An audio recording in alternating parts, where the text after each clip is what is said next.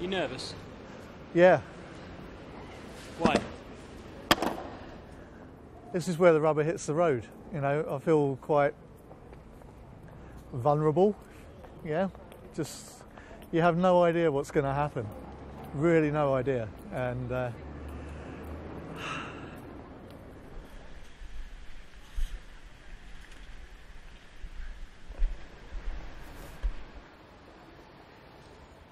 Afternoon.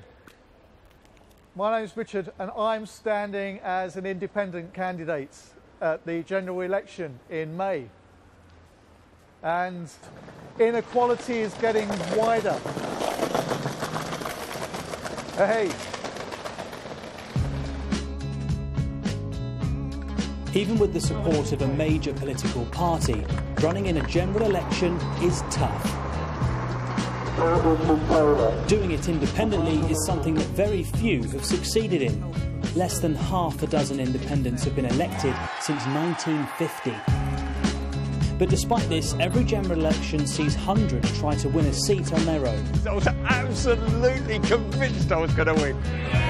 And this year, with British politics so unpredictable, independents around the country are feeling optimistic. This is the story of what it's like to go it alone in the general election.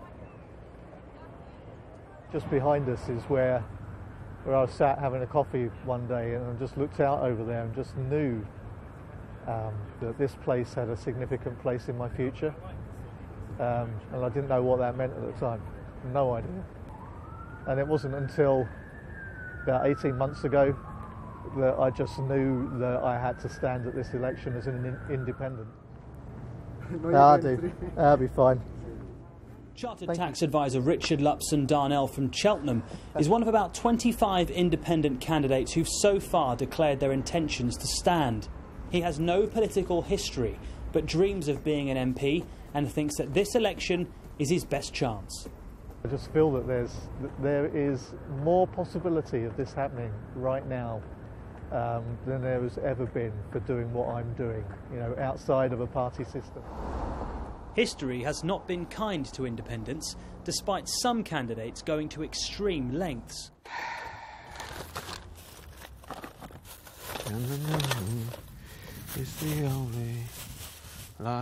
This is Mr. None of the Above. He changed his name in 2010 in the hope to stand out. Do you know, I didn't want to be an MP. I wanted to give ordinary people more of an involvement in day-to-day running of the country, and I thought if I was an MP that was a way of doing it. Didn't work out that well for me actually, but there you go. I took 3 months off work. I got 202 votes. Going to the count and watching everyone's pile growing and not mine, that was very demoralising.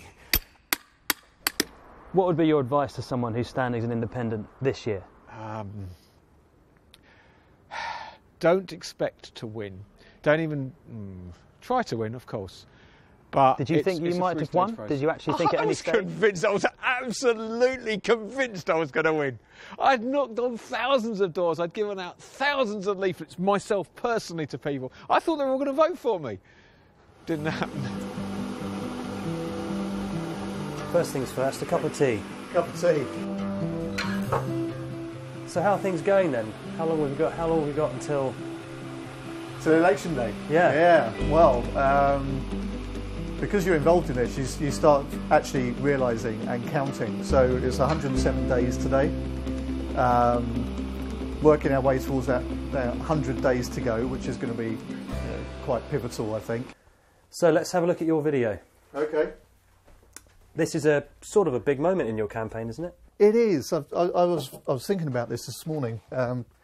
There's been There's various. your wife, Sarah. Hello. Hi, Sarah. There's been various steps along the way where you think, yeah, this is actually real. You know, what I'm doing is not just a dream or an idea. There's stuff going on. You know. After I said I was going to stand, the first person who I met who said, "I'm going to vote for you," you know, all of a sudden it's like, one vote. Wow, Done. I've got one vote. Got one. Okay, In the bed. might have 2 votes at that. Yeah, because I've got an idea which way I'm leaning. Sarah, what do you think about your husband devoting what is going to be the next few months to what some would say is the impossible dream of becoming an MP? Oh, I don't see it as impossible. I mean, for him, he's talked about politics his whole life, and as long as I've known him, and he's always been passionate about it. I know a little, he knows a lot, because that's what he loves. The kids, well, kids, they're almost adults, love it. Very passionate to see their dad standing for something he believes in. Going to win? I think he could. The feedback I've seen from people is, oh, you're independent. Oh, what do you stand for? What are you talking about? And they're interested. They're immediately, oh, you're not standing for a party. Right, so what have you got to say? I'm going to press the button. Yeah, I think you should. So here we go, world. Watch the video. Hi, my name's Richard Lupson Darnell, and I'm standing as an independent candidate at the 2015 general election. We need our government to turn around and face us, the people. Richard is up against it in his constituency. Cheltenham is considered a Lib Dem stronghold.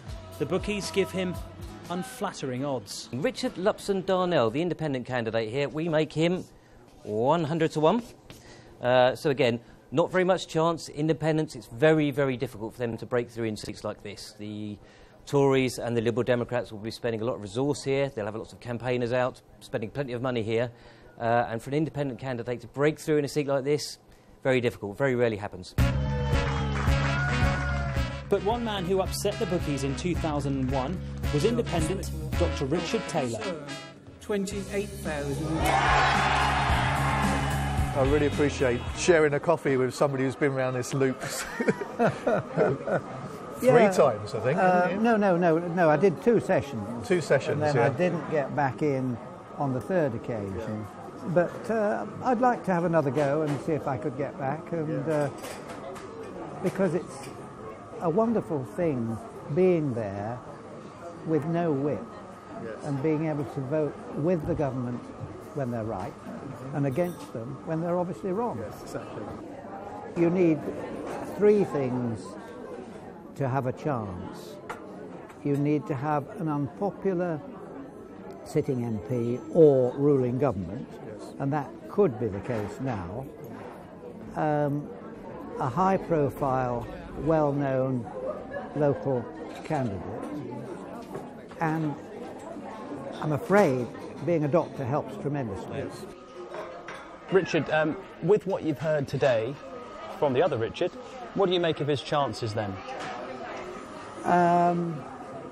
I think because he's against a very popular MP, I think the chances, I'm afraid, I think are small.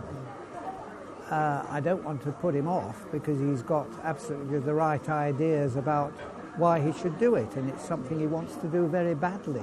I think the main thing is enjoy it, and it is great fun, and if you get there, then it's superb. And if you get there and I get there, then that would be absolutely great. How are you feeling after that? I feel inspired, and the time has come where I just need to get out there and just blatantly ask people, you know. I need to get over some reticence, just expecting what I'm saying and what I'm, you know, the fact that I'm standing and I'm getting more visible, to actually just do the deal, and it's not. This ain't no place for no hero. The reason why I'm standing in May is that I'm not satisfied with where we are as a country. And service is critical when it comes to politics and it comes to our government. I shall be here for most of the next 100 days, and I ask for your vote at this election.